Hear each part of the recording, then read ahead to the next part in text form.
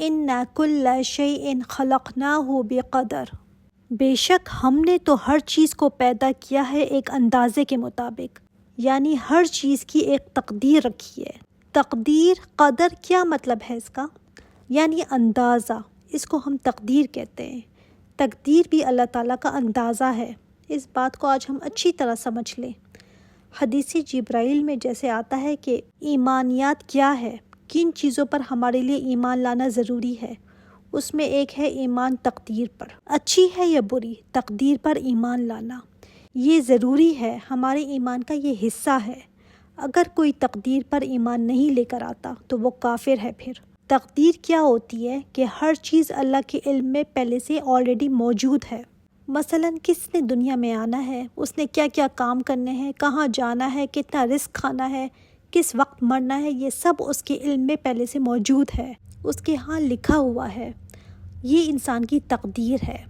تو کہا گیا اِنَّ كُلَّ شَيْءٍ خَلَقْنَاهُ بِقَدَرٍ، صرف پیدا نہیں فرمایا بلکہ پیدا کرنے کے ساتھ ساتھ اس کا اندازہ بھی اس کے ساتھ رکھا ہے۔ کیا اندازہ؟ مثلا کتنے انسانوں کو پیدا کرنا ہے، ان کی شیپ کیا ہوگی، قد و قامت کیا ہوگی، کیا کھائے گا، اس کے جسم کی ساخت کیا ہوگی، کہاں کہاں یہ چلے پھرے گا، سب اندازہ رکھ دیا اللہ تعالیٰ نے، سب آلریڈی لکھا ہوا ہے۔ سبحان اللہ، اللہ تعالیٰ کے اندازے کیسے ہیں کہ بڑی مچھلیاں چھوٹی مچھلیوں کو کھاتی ہیں، بڑی مچھلیاں کم ہوتی ہیں نا، چھوٹی مچھلیاں زیادہ ہوتی ہیں۔ اگر بڑی مچھلیاں زیادہ ہو جائیں اور چھوٹی کم ہو تو کیا ہو؟ اللہ تعالیٰ نے چھوٹیوں کو بہت بنایا ہے تاکہ یہ سرکل چلتا رہے۔ پھر جو درندے ٹائپ کے جانور ہیں وہ کم بنائے ہیں، جن کو کھایا جاتا ہے وہ زیادہ ہیں۔ اللہ تعالیٰ کے اندازے ہیں یہ، اللہ تعالیٰ نے ایک حساب کتاب رکھا ہوا ہے تاکہ سرکل چلتا رہے، اس کے مطابق سب چیزوں کو بنا ڈالا۔ ہماری آنکھیں کہاں ہونی چاہیے، کان کہاں ہونے چاہیے، سب چیزیں اللہ تعالیٰ کا اندازہ ہیں۔ آپ ایک انڈیویجول کو لے لیں، ایک انڈیویجول کے پیدا ہونے سے لے کر اس کا رزق، اس کے جسم کی ساخت، اس کا مرنا، اس کا جینا، سب اندازہ اللہ تعالیٰ نے پہلے سے رکھا ہوا ہے۔ اب اسی کو لے لیں کل شیء کے بارے میں، ایک ایک کیڑا، ایک ایک مکھی، ایک مچھلی، ایک ایک پتا، ایک ایک جاندار، ایک ایک بے جان، ہر چیز کا اللہ تعالیٰ کو علم ہے، ہر چیز کے بارے میں اندازہ رکھا ہوا ہے۔ کس کے دانت کس طرح ہونے چاہیے، کون کیا کرے گا، کیسے مرے گا، کیسے چلے گا، سب ایوری تھنگ ہماری بھی تقدیر اللہ تعالیٰ نے لکھی ہوئی ہے۔ اچھا، اب اس میں ایک بات، تقدیر کیا ہے؟ اللہ تعالیٰ کا اندازہ۔ ہم بھی اندازے لگاتے ہیں نا، میں نے اندازہ لگایا ہے کہ کل بارش ہوگی، اندازے ہم لگاتے رہتے ہیں نا کہ اتنے چاول میں بناؤں گی تو اتنے لوگوں کو پورا ہو جائے گا۔ کبھی ہمارے اندازے ٹھیک ہوتے ہیں، کبھی غلط بھی ہو جاتے ہیں، لیکن اللہ تعالیٰ کا اندازہ وہ ہے جو 100% وہی ہوتا ہے جو ہونا چاہیے، 100%۔ اسی وجہ سے قرآن کریم میں آپ دیکھیں گے کہ جو فیوچر کی باتیں ہیں نا، ان کو پاسٹ ٹینس میں کیوں کہا گیا؟ اس لیے کہ اللہ تعالیٰ کے لیے وہ بات اتنی کنفرم ہے کہ جیسے ہو چکی۔ اب تقدیر پر ایمان، اصل میں یہ باتیں نا لوگوں کو سمجھ نہیں آتی، یہ کیسے ہو گیا، یہ تو پہلے ہی ڈیسائیڈڈ تھا۔ نہیں بھئی، ڈیسائیڈڈ نہیں تھا، لیکن اللہ تعالیٰ کو پتہ تھا کہ تم ایسے کرو گے تو ایسے ہوگا، اس نے اپنے پاس پہلے سے لکھا ہوا ہے، یہ اس کے علم میں ہے۔ ابن عمر کا ایک ساتھی تھا اہل شام میں جو ان سے خط و کتابت کیا کرتا تھا، ان کو پتہ چلا کہ وہ تقدیر کے بارے میں بحثیں کرتا ہے، بہت شک و شبے میں پڑ گیا ہے، تو ابن عمر نے اس کو خط لکھا کہ مجھے یہ بات پتہ چلی ہے کہ تم تقدیر کے بارے میں بہت بحث کرنے لگے ہو، آئندہ مجھے کبھی خط نہ لکھنا، اس لیے کہ میں نے نبی کریم صلی اللہ علیہ وآلہ وسلم کو کہتے ہوئے سنا ہے کہ اس امت میں ایسے لوگ ہوں گے جو تقدیر کا انکار کرنے والے ہوں گے، یعنی مطلب کہ اب تم مسلمان نہیں رہ گئے تو مجھ سے تعلق نہ رکھنا کہ تم تقدیر کا انکار کرنے لگے ہو۔ اور ابن ماجہ میں آتا ہے کہ آپ صلی اللہ علیہ وآلہ وسلم نے فرمایا کہ اس امت کے مجوس وہ لوگ ہیں جو اللہ کی تقدیر کا انکار کرتے ہیں۔ ایسے لوگ اگر بیمار ہو جائیں تو ان کی عیادت نہ کرنا، اگر وہ مر جائیں تو ان کے جنازے پر نہ جانا، اور اگر تم ان سے ملاقات کرو تو ان کو سلام نہ کرنا۔ کیوں یہ کہا گیا؟ اس لیے کہ وہ مسلمان نہیں رہے۔ اب تقدیر پر ایمان لانا نا کتنا ضروری ہے، اس کے بغیر ہمارا ایمان مکمل ہی نہیں ہو سکتا۔ اچھا، اب اس میں لوگ کہتے ہیں کہ پھر مجھے دعا مانگنے کی کیا ضرورت ہے، کیا فائدہ؟ جب سب کچھ پہلے سے ہی لکھا ہوا ہے تو پھر کیا فائدہ؟ تو یہ بھی لکھا ہوا ہے نا کہ اگر یہ مانگے گی تو اس دعا کے نتیجے میں اس کو یہ ملے گا۔ تقدیر کے بارے میں نا بہت کوسچنز ہوتے ہیں لوگوں کے، بہت۔ اس میں ایک بات صرف سمجھ لیں کہ لوگ ایسے گزرے ہیں جنہوں نے تقدیر کا انکار کیا تھا۔ انہوں نے کہا کہ انسان کے اپنے کرنے سے ہوتا ہے، اللہ تعالیٰ کے کرنے سے تھوڑی انسان کا اپنا فعل ہے یہ۔ ان کو قدریہ کہتے ہیں۔ پھر دوسرا فرقہ تھا جبریہ۔ انہوں نے کہا کہ ہر چیز اللہ کی طرف سے ہوتی ہے، انسان تو مجبور محض ہے، وہ تو مجبور ہے، انسان تو کچھ کر ہی نہیں سکتا۔ تو جب اللہ نے سب کچھ کرنا ہے تو پھر جنت جہنم کا سوال ہی کوئی پیدا نہیں ہوتا۔ تو یہ ایک طرف کی ایکسٹریم اور وہ دوسری طرف کی ایکسٹریم پر پہنچ گئے تھے۔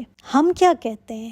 ہم جو اہل سنت و جماعت ہیں، ہم کہتے ہیں کہ انسان کی اپنی خواہش کا بھی عمل دخل ہوتا ہے، مگر اصل پیچھے ارادہ اللہ کا ہی ہوتا ہے۔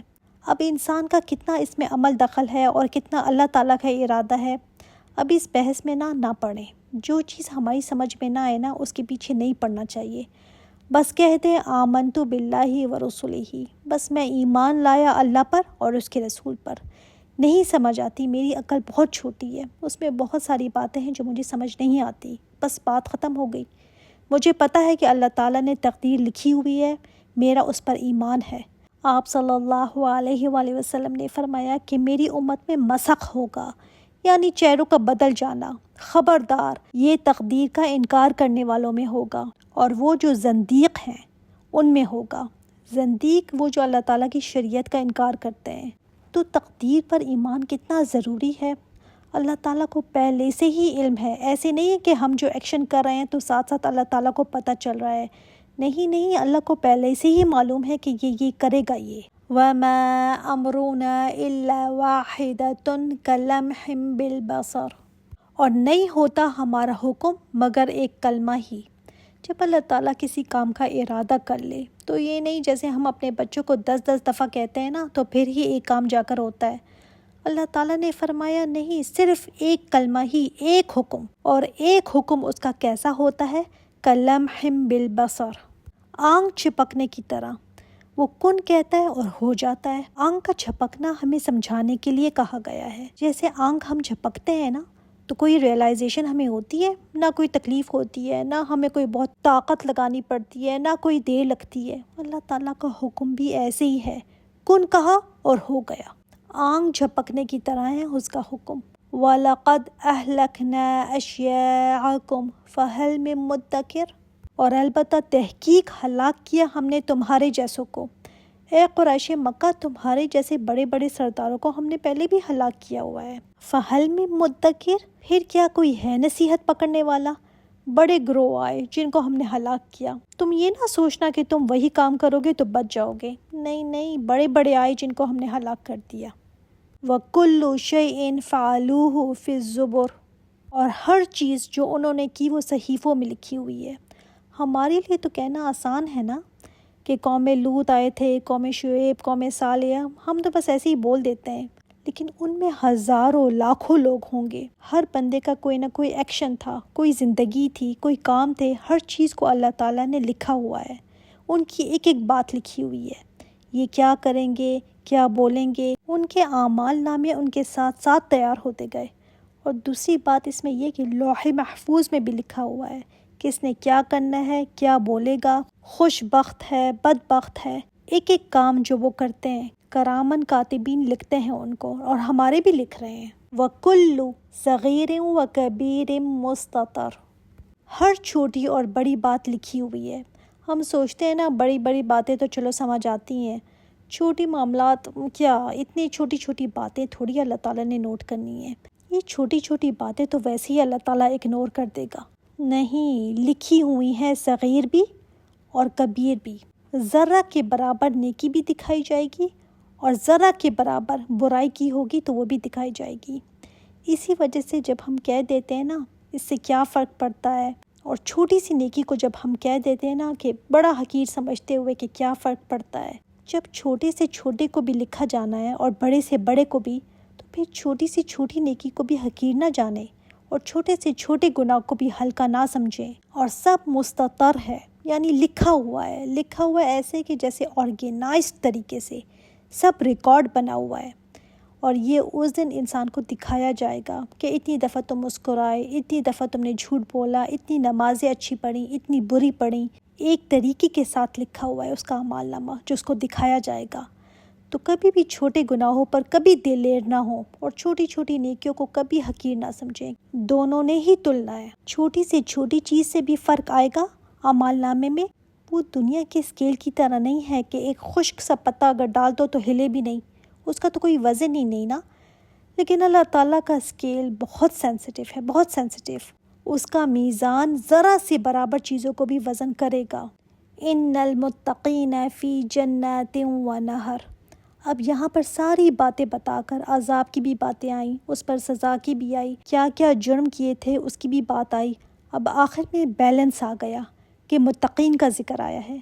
اللہ تعالیٰ نے یہاں پر بات مکمل کی اس پر جو ان کے اپوزٹ ہیں، اور بتایا کہ دیکھو اگر تم متقی بن جاؤ گے نا تو پھر کیا ہے تمہارے لیے۔ وہ متقین جنہوں نے زندگی میں پھونک پھونک کر قدم اٹھایا، جن کو خوف خدا رہا، اللہ تعالیٰ کی ناراضگی سے ڈرتے رہتے تھے، ان کے لیے کیا ہے؟ جنات و نہر۔ اور یہ کہاں ہوں گے؟ یہ بات ابھی ڈیفرنٹ آئی ہے یہاں پر، یہ بات کہیں اور نہیں آئی۔ فی مقعد صدق عند ملیک مقتدر۔ یہ متقین ہوں گے ایسے بیٹھکوں میں، ایسے مقام پر جو عزت والا ہے۔ کہاں ہوں گے ایسی مجلسیں؟ قریب، قریب بادشاہ کے، جو بڑا اقتدار والا بادشاہ ہے۔ مقعد صدق، سچائی کی مجلسیں، ایسی مجلسیں جس میں صرف سچی باتیں کی جائیں گی، کوئی لغو بات نہیں ہوگی، اور یہ جنت کا اعلیٰ مقام ہے۔ امام جعفر نے کہا ہے کہ اللہ تعالیٰ نے اس جگہ کی تعریف کی ہے کہ یہ صدق کی جگہ ہوگی، یعنی اس میں صرف سچے لوگ جائیں گے۔ پھر یہ بھی آتا ہے کہ جنت والے ہر روز اللہ تعالیٰ کے پاس حاضر ہوں گے اور رب العزت کو دیکھیں گے، تو ہر انسان اپنے اعمال کے لحاظ سے مختلف مجالس میں بیٹھا ہوگا۔ اب دیکھیں ہم بھی کہیں جائیں نا تو جو فرنٹ سیٹ ہوتی ہے اس کے پیسے سب سے زیادہ ہوتے ہیں، کسی گیم وغیرہ پر چلے جائیں تو جتنی فرنٹ سیٹ ہوگی اتنی ایکسپینسو ہوگی، پیچھے جاتے جائیں تو پیسے کم ہو جاتے ہیں۔ تو جن کے درجے بلند ہوں گے، جن کی نیکیاں زیادہ ہوں گی، ان کی مجلسیں وہاں پر اعمال کے لحاظ سے ہوں گی۔ اللہ تعالیٰ کو تو سب ایک ہی طرح سے دیکھیں گے، جیسے آپ صلی اللہ علیہ وآلہ وسلم نے فرمایا تم ایسے دیکھو گے جیسے چاند کو دیکھتے ہو، تو سب ایک ہی طرح سے دیکھیں گے۔ مگر مجلسوں کی بات کیا ہوگی؟ کوئی سونے کی ہوگی، کوئی موتی کی ہوگی، یاقوت کی ہوگی، کوئی چاندی کی ہوگی، اور جنتی کی آنکھیں کسی چیز سے ٹھنڈی نہیں ہوں گی جتنی اللہ تعالیٰ کے پاس حاضر ہونے سے ہوں گی۔ تو یہ مجلس ان کو ملے گی جو دنیا پر صدق پر چلے تھے، انہوں نے سچائی کی گواہی دی، اور سب سے بڑی سچائی کیا ہے؟ توحید۔ انہوں نے رسالت کی گواہی دی اور سچائی کے ساتھ زندگی گزاری، وہ جگہ پائیں گے اللہ کے پاس۔ سوچیں اللہ کے پاس جگہ ملے گی، عندہ، پاس، نزدیک۔ کہا جاتا ہے کہ جو انصاف کرنے والے عادل ہوں گے نا وہ اللہ تعالیٰ کے دائیں طرف ہوں گے، اس کے عرش کے دائیں طرف بیٹھیں گے۔